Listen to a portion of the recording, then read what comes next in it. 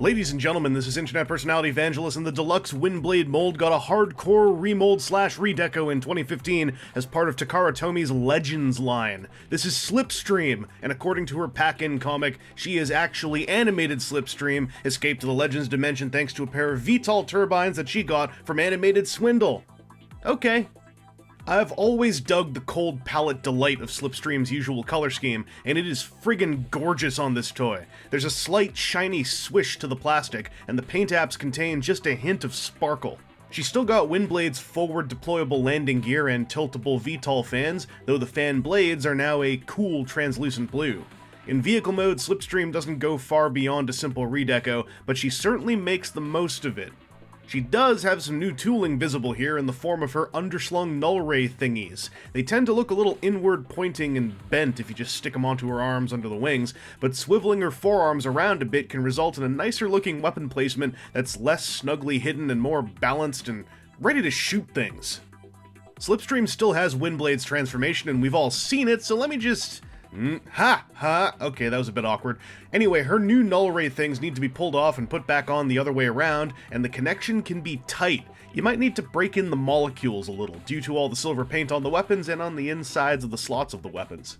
Anyway, Legend Slipstream is rockin' these colors. Her robot mode adds more blazing shiny silver paint to the mix and leaves her rife with a premium feel. And thanks to a combination of a newly tooled chest piece and a different approach to midriff color placement, Slipstream manages to have a very distinct look when placed side by side with Windblade, whose own midriff blends in a lot with her small backpack plate of jet mode mush.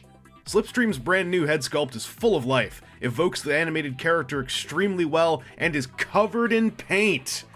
On the front half of the piece, two inexplicable things are happening here. Slipstream's head is cast entirely in clear plastic, and the back half is entirely unpainted. There's no light piping to pump up, this is just super unfinished looking and kinda disappointing to see.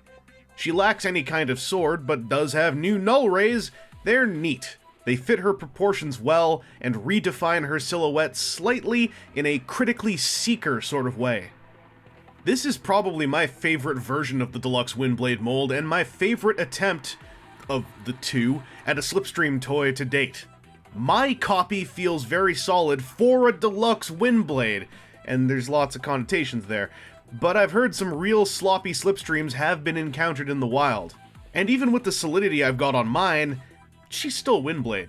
Those jointed and collapsible heels are still those jointed and collapsible heels. I think her color work is incredible, her new tooling is great, and she delivers an incredibly strong version of the character, who almost looks alright next to her animated brethren. Except, those are 2008 toys, and noticeably beefier. Anyway, this has been internet personality Vangelus, and while I'd love to see more fembots continue to fill out the ranks of collector mainline transformers, I'd also love to see this fan-built bot design take a rest. I mean, can you imagine what Deluxe Windblade's tooling will be like when its steel molds start to wear out?